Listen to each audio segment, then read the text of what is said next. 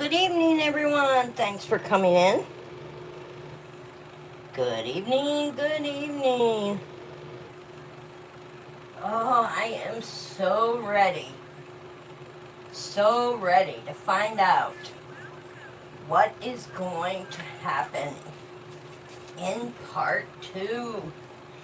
Part two, the second half of the book.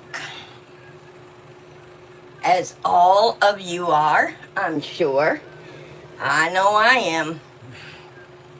I left my little bell back here. There we go. And we are going to start out with tonight's prayer. And you can see I do have my scene as a hygge evening. She is wrapped in her blanket with the fireplace going, but she is watching a little TV in her cozy little chair, her feet propped up on a pillow. How awesome is that? And tonight's prayer is, trust in the Lord with all your heart and do not lean on your own understanding. Trust in the Lord with all your heart and do not lean on your own understanding. Proverbs 3:5. How awesome is that? Sometimes when we worry and stress over things, we get in our Father's way. So trust in the Lord with all your heart and do not lean on your own understanding. What an awesome prayer that is. All right. Let's get started.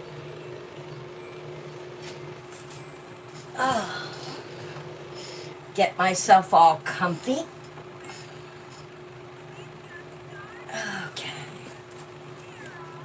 The second half, and that takes us to chapter 38. Chapter 38. And there was a 2-week break in between. I went on vacation for my wedding and the Thanksgiving holiday. So we had a long wait. So let's get started. If a few months ago someone had told me I would be spending tonight in a hotel room with Andy was at my house with another woman, the maid, I wouldn't have believed it. But here I am, dressed in a terry cloth bathrobe I found in the closet, stretched out in the queen-size hotel bed.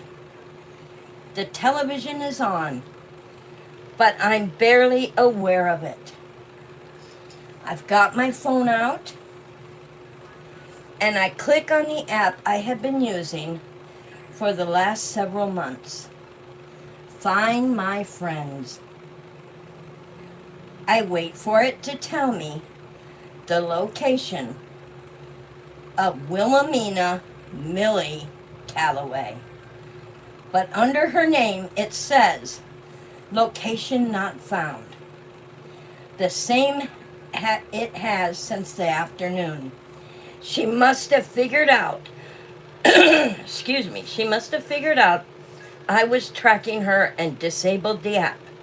Smart girl, but not smart enough. I pick up my purse from where I put it down on the nightstand. I dig around inside until I find one paper photograph I have of Andy. It is a few years old.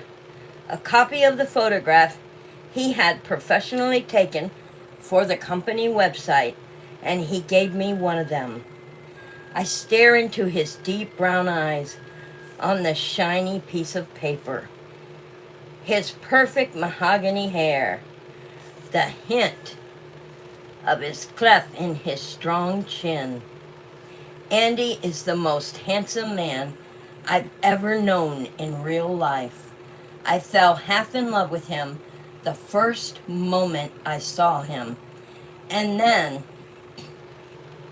I find one other object inside my purse and drop it into the pocket of my robe.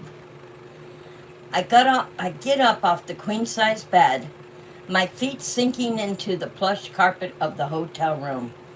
This room is costing Andy's credit card a fortune, but that's okay. I won't be here long. I go into the bathroom and I hold up the photograph of Andy's smiling face. Then I pull out the contents of my pocket. It's a lighter.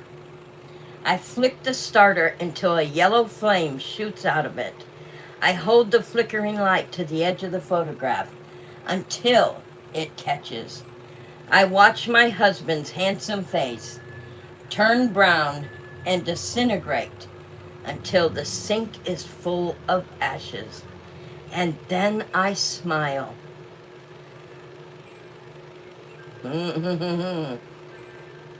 My first real smile in almost 8 years. I can't believe I finally got rid of him.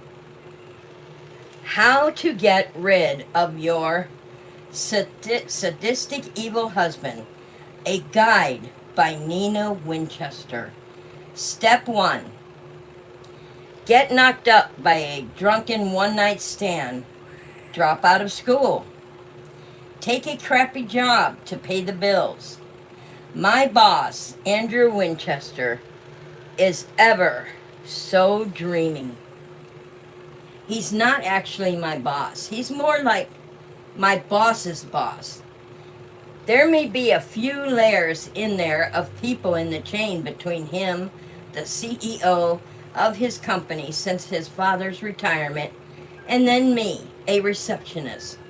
So when I'm sitting at my desk outside my actual boss's office, and I admire him from afar, it's not like I'm crushing on an actual man. It's more like admiring a famous actor at a movie premiere or possibly even a painting at the Fine Arts Museum, especially since I have zero room in my life for a date, much less a boyfriend. He is just so good looking though. All that money and oh so handsome. It would say something about life just being unfair if the guy wasn't so nice. Like, for example, when he went in to talk to my own boss, a guy at least 20 years his senior named Stuart Lynch, who clearly resents being bossed around by a guy who he calls the kid. Andrew Winchester stopped at my desk and smiled at me and called me by my name. He said, "Hello, Nina. How are you today?" Obviously, he doesn't know who I am. He just read my name off the desk, but still, it was nice that he made the effort. I like hearing my ordinary four-letter name on his tongue.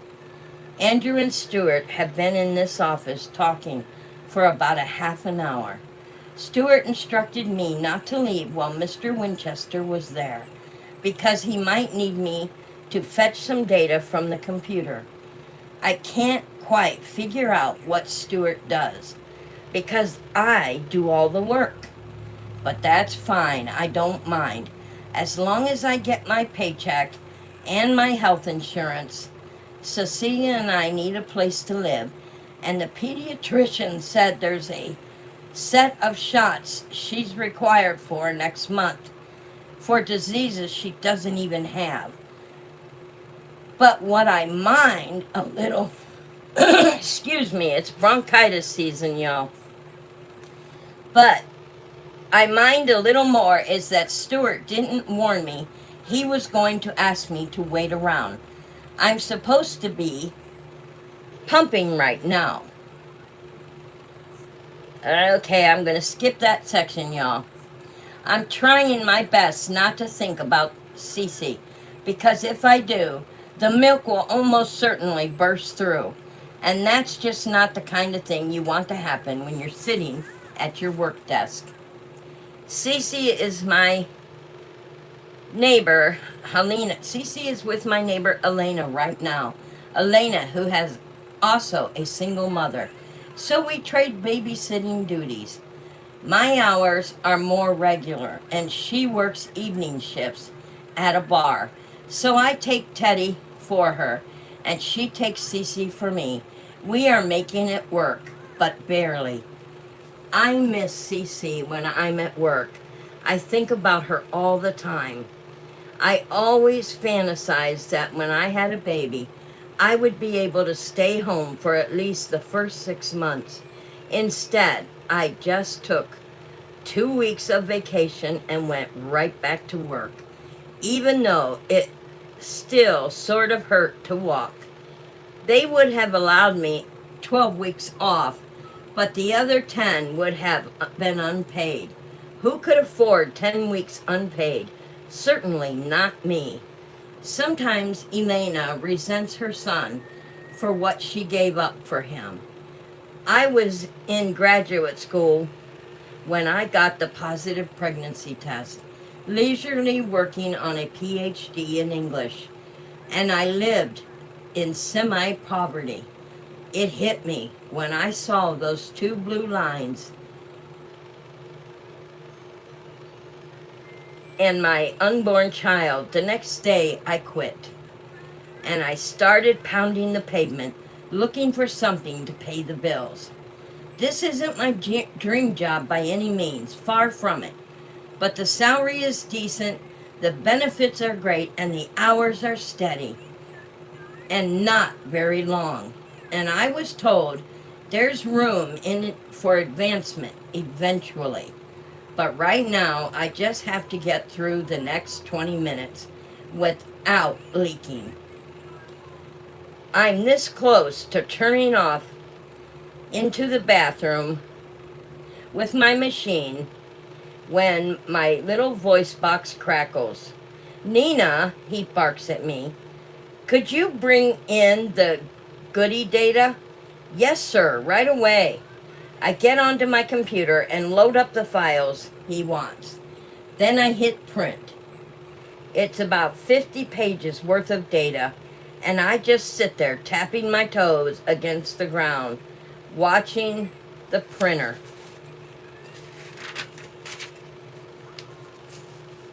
Put out page after page. When the final page finishes printing, I yank the sheets of paper and hurry over to his office. I crack open the door. Mr. Lynch, sir? Come on in, Nina. I let the door swing the rest of the way open. Right away, I notice both men are staring at me, and not in the appreciative way I used to get before I was knocked up and my whole life changed. They're looking at me like I have a giant spider hanging off my hair, and I don't even know it. I'm about to ask them what the heck both of them are staring at when I look down and figure it out. Oh no. I was soaked. I want to crawl under a desk and die. Nina, Stuart cries. Get yourself cleaned up. Right, I say quickly. I'm so sorry. I drop the papers on Stuart's desk and hurry out of the office as fast as I can. I grab my coat to hide my blouse, all the while blinking back the tears. I'm not even sure what I'm upset about. The fact that my boss's boss saw the lactating. I take my machine out into the bathroom and relieve the pressure. Despite my embarrassment, it feels good to empty but better than, not more than I can remember. I do have to skip some parts, y'all. I apologize for that. That's why at the beginning I said to try to get the book if you can. There are just some parts I cannot read because I have a positive channel, and I didn't know the thriller was going to have these kind of parts in it. So please excuse me if I skip over some lines. When I crack open the door in the bathroom, I'm shocked to see someone standing there. And not just anyone. It's Andrew Winchester, my boss's boss's boss. His fist is raised in the air, poised to knock on the door. His eyes widen when he sees me. Hi, I say. The men's room is over there. I feel stupid saying that. I mean, this is his company. Also, there's a stencil of a woman with a dress on the door to the bathroom. He should realize that this is the women's room. Actually, he says, I was looking for you. For me? He nods. I wanted to see if you were okay. Oh, I'm fine, I smile, hiding my humiliation from the earlier episode. I know, but he frowns. Stuart was a jerk to you. That was unacceptable. Yeah, well, I'm tempted to tell him about 100 other incidents when Stuart was a jerk to me. But it's a bad idea to talk crap about my boss. It's fine. Anyway, I was just about to grab some lunch, so me too, he arches an eyebrow. Care to join me? Of course, I say yes. Even if he wasn't my boss's boss's boss, I would have said yes anyway. He's gorgeous for starters. I love his smile and the crinkling around his eyes and the hint of a cleft in his chin. But it's not like he's asking me out on a date. He just feels bad because of what happened before in Stuart's office. Probably someone from HR told him to do it to smooth things over. I follow Andrew Winchester downstairs to the lobby building that he owns. I assume he's going to take me to one of the many fancy restaurants in the neighborhood. So I am shocked when he leads me over to the hot dog cart right outside the building and joins the line. Best hot dogs in the city, he winks at me. What do you like on yours? Mustard, I guess? When we get up to the front of the line, he orders 2 hot dogs, both with mustard, and 2 bottles of water. He hands me a hot dog and a bottle of water, and he leads me to a brownstone down the block. He sits on the steps, and I join him. It's almost comical. This handsome man sitting on the steps of a brownstone in his expensive suit, holding a hot dog covered in mustard. Thank you for the hot dog, Mr. Winchester, I say. Andy, he corrects me. Andy, I repeat. I take a bite of my hot dog. Hey, it's pretty good. Best in the city? I'm not so sure about that. I mean, it's bread and mystery meat. How old is your baby? He asked. My face flushes with pleasure the way he asked. When somebody asks about my daughter, 5 months. What's her name? Cecilia. That's nice, he grins. Like the song. Now he has scored big points because the Simon and Garfunkel song is why I named her that, although the spelling is different. It was my parents' favorite song. It was their song before the plane crash took them from me, and it made me feel close to them again, to honor them that way. We sit there for the next 20 minutes, eating our hot dogs and talking. It surprises me how down to earth Andy Winchester is. I love the way he smiles at me. I love the way he asks me questions about myself, like he's really interested. I'm not surprised. He's done so well with the company. He's good with people. Whatever HR told him to do with me, he's done a good job. I am definitely not upset anymore about the incident in Stuart's office. I better get back, I tell him. When my watch reads 1:30, Stuart will kill me if I get back late from lunch.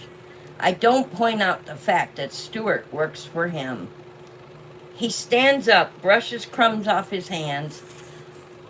Hey, I have a feeling hot dogs were not the lunch you were expecting. Oh, it's fine, and it is. I had a great time eating hot dogs with Andy.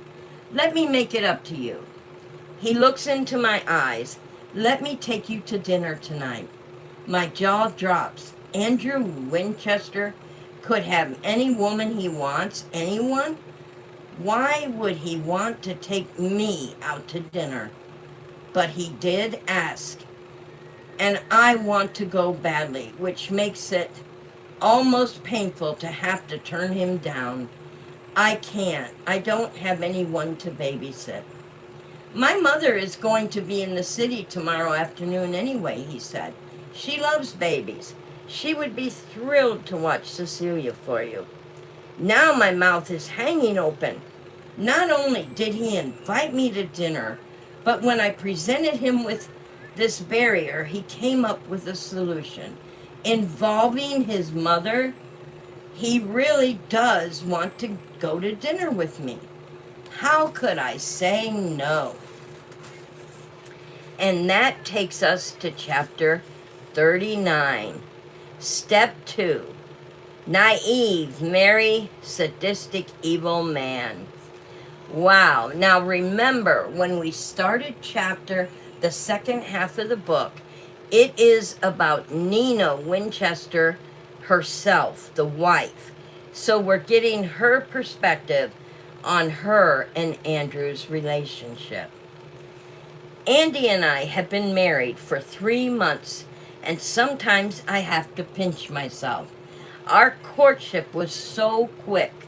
Before I met Andy, all the men I dated just wanted to play games. But Andy wasn't about games. From the night of our magical first date, he made his intentions clear to me. He was looking for a serious relationship. He had been engaged before, in fact, a year earlier, to a woman named Kathleen, but it hadn't worked out. He was ready to get married. He was willing to take on both me and Cecilia. And from my perspective, he was everything I was looking for.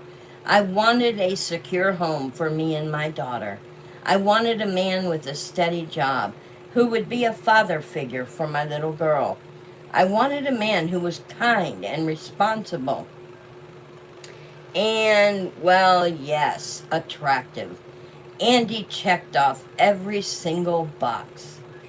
In the days leading up to our wedding, I kept looking for flaws. Nobody could possibly be as perfect as Andy Winchester. He had to have a secret gambling problem, or maybe a whole other family stashed away in Utah. I even contemplating calling Kathleen, the former fiancée. He had shown me a photograph of her.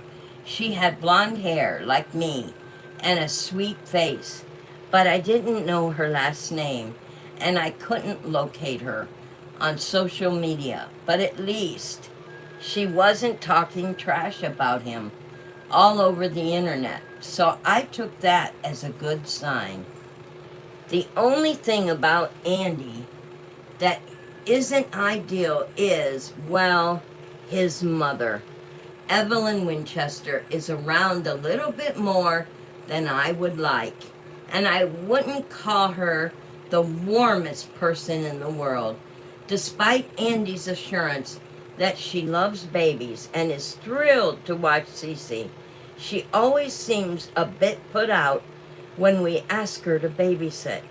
And the evening concludes with a set of criticisms of my parenting, thinly veiled as suggestions. But I am marrying Andy, not his mother. No one likes their mother-in-law, right? I can deal with Evelyn, especially since she doesn't have that much interest in me in general, outside my apparent lack of parenting skills. If that's the only thing wrong with Andy, I'm in good shape. So, I married him. And even 3 months later, I haven't quite come down from my cloud. I can't believe that I have the financial stability to stay home with my little girl. I want to go back to graduate school eventually, but right now I want to soak up every minute of my family, Cece and Andy. How could one woman get so lucky? And in return, I try to be the perfect wife. In my free time, I work out at the gym to make sure I'm in perfect shape. I bought a wardrobe of absolutely impractical white clothing because he adores me in white. I've studied receipts online and now, or recipes, online, and I'm trying to cook for him as much as I can. I want to be worthy of this incredible life he has given me. Tonight I kissed Cecilia on her baby smooth cheek, taking a few extra minutes to stare down at her and take in the sound of her deep breathing and the scent of baby powder.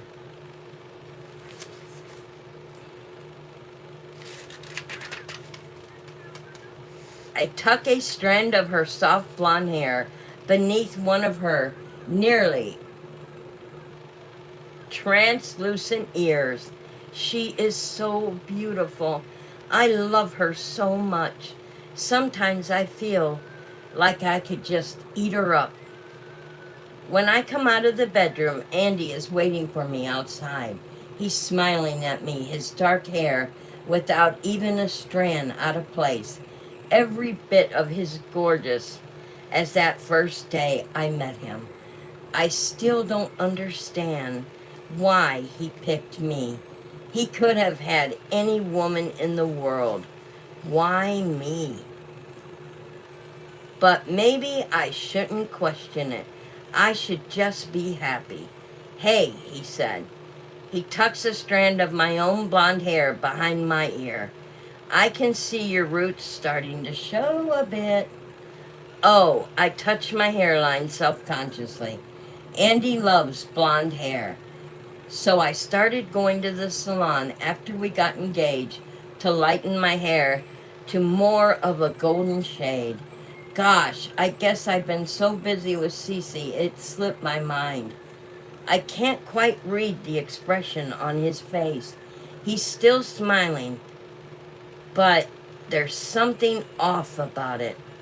It doesn't bother him that much that I missed a hair appointment, does it? Listen, he said, I need your help with something first. I lift an eyebrow, glad he doesn't seem too upset about my hair. Sure, what is it? He raises his eyes in the direction of the ceiling. There are some papers from work that I stashed in the upstairs storage area. I was wondering if you could help me find them. I got to get this contract done tonight. And then after we can, he grins at me. You know. He doesn't have to tell me twice. I have been living in this house for about 4 months now, and I have never been to the storage area in the attic. I climbed the stairs up there once when Cece was taking a nap, but the door was locked, so I turned back. Andy said it's just a bunch of papers, nothing too exciting. And the truth is, I don't love going up there. I don't have any crazy phobias about attics, but the staircase leading up there is kind of creepy. It's dark, and the stairs creak with every step. As I follow Andy up the stairs, I stay close to him. When we get to the top of the stairs, Andy leads me down the small hallway to the locked door at the end. He gets out a set of keys and fits one into the small lock. Then he throws the door open and tugs on the cord to turn on the light. I blink my eyes to adjust, and I take in my surrounding. This is not a storage closet like I thought it would be. It's more like a tiny room with a cot pushed up into one corner. There's even a little dresser and a mini fridge. There's a single tiny window at the far end of the room. Oh, I scratch my chin. This is a room. I thought it was just junk and storage stuff. Well, I store everything in the closet over there, he explains, pointing to the closet near the bed. I walk over to the closet and peer inside. There's nothing inside except a blue bucket. There are no papers at all, much less enough for searching to find a two-person job. I don't quite understand what he would like me to do. Then I hear a door slam shut. I lift my head and turn around. Suddenly, I'm all alone in this tiny room. Andy has left the room and shut the door behind him. Andy, I call out. I cross the room in 2 strides and reach for the doorknob, but it doesn't turn. I try harder, throwing my weight into it, but still no luck. The doorknob doesn't budge even an inch. It's locked. Andy, I call out again. Andy! What the heck is going on here? Maybe he went downstairs to get something, and the door blew shut. But that doesn't explain why there aren't any papers in this room when he said there was, when we were coming up here. I pound on the door with my fist. Andy! Still no answer.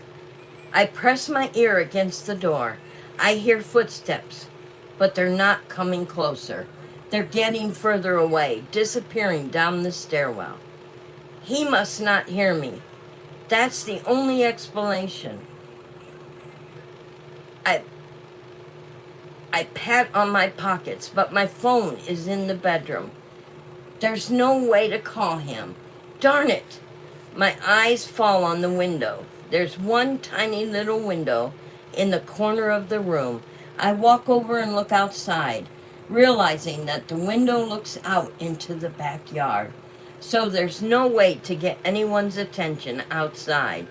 I'm stuck here until Andy returns. I'm actually claustrophobic, but this room is very small with a low ceiling that slants over the bed, and the idea that I am locked in here is really starting to freak me out. Yes, Andy will come back shortly, but I don't like this enclosed space. My breathing quickens and my fingertips start to tingle. I've got to get that window open. I push against the bottom of the window, but the window doesn't budge, not even a millimeter. But for a moment, I think that maybe it swings out, but it doesn't. I don't know what the heck is wrong with this window. I take a deep breath, trying to calm myself down. I look closer at the window, and it's painted shut. When Andy comes back up here, I am going to give it to him good. I consider myself pretty even-tempered, but I do not like being locked in a room. We've got to do something about that lock on that door to make sure it doesn't lock automatically again. I mean, what if both of us had been in here? We would have been really stuck. I go back to pounding on the door. Andy! I scream at the top of my lungs. Andy! After 15 minutes, my voice is hoarse from screaming. Why hadn't he come back? Even if he can't hear me, he must realize I'm still in the attic. What could I have possibly be doing here by myself? I don't even know what paper he wants. I mean, was he walking down the stairs, tripped, and fell the rest of the way, and he now is laying unconscious at the bottom? Because that's the only thing that makes sense to me. 30 minutes later, I'm about to go out of my mind. My throat aches and my fists are red from pounding on the door. I want to burst into tears. Where is Andy? What is going on? Just when I feel like I'm about to lose my mind, I hear a voice from the other side of the door. Nina. Andy, I cry. Thank God. I got locked in here. Didn't you hear me screaming? There's a long silence on the other side of the door. Yes, I did. I don't even know what to say to that. He heard me? Why didn't he let me out? But I can't deal with that right now. I just want to get out of this room. Can you please open the door? Another long silence. No, not yet. What? I don't understand, I sputter. Why can't you let me out? Did you lose the key? No. So let me out. I said not yet. I flinch at the sharpness of his last two words. I don't understand what is going on. Why won't he let me out of the attic? I stare at the door between us. I try the doorknob one more time, hoping maybe it's some kind of joke. It's still locked. Andy, you need to let me out of here. Don't tell me what to do in my own house. His voice has an odd intonation that I barely recognize as him. You have to learn your lesson before you can be let out. A cold, sick feeling runs down my spine. While Andy and I were engaged, he seemed so perfect. He was sweet, romantic, handsome, wealthy, and good to Cecilia. I had been searching for this one fatal flaw. Well, guess what? I found it. Andy, I say, please let me out of here. I don't know what you're upset about, but we can work it out. Just unlock the door and we'll talk. I don't think so. His voice is calm and even. The exact opposite of how I was feeling right now. The only way to learn to see the consequences of your actions. I suck in my breath. Andy, you let me out of this room right now. I kick the door hard, although my bare feet don't make much of an impact. Mostly, it just hurts my toes. I wait to hear the door unlocking, but there's nothing. I swear, Andy, I growl. Let me out of this room. Let me out. You're upset, he acknowledges. I'll come back when you calm down. And then his footsteps grow more distant. He's walking away. Andy, I scream. Don't you dare walk away. Come back here. Come back and let me out of here. Andy, if you don't let me out of here, I'm leaving you. Let me out.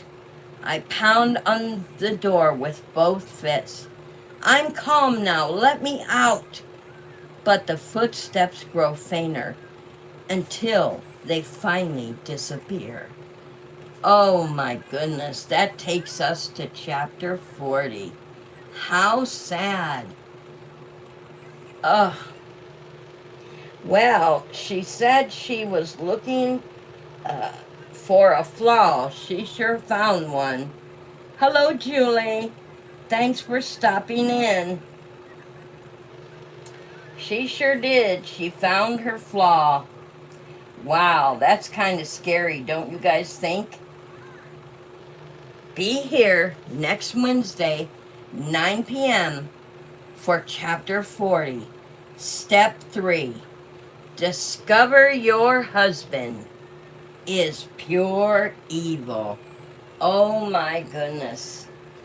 So, they acted like they had a beautiful, happy marriage, but she was probably his puppet all along. But we will see in Chapter 40. I want to thank you all for coming into the thriller book read, The Housemaid. And it is going to be an excellent Chapter 40 at that. Tomorrow is our Fairy Garden Christmas Live, and that will be at 10:30 a.m. I'll see you guys then. Have a good night. Sweet dreams. Positivity always. Till then.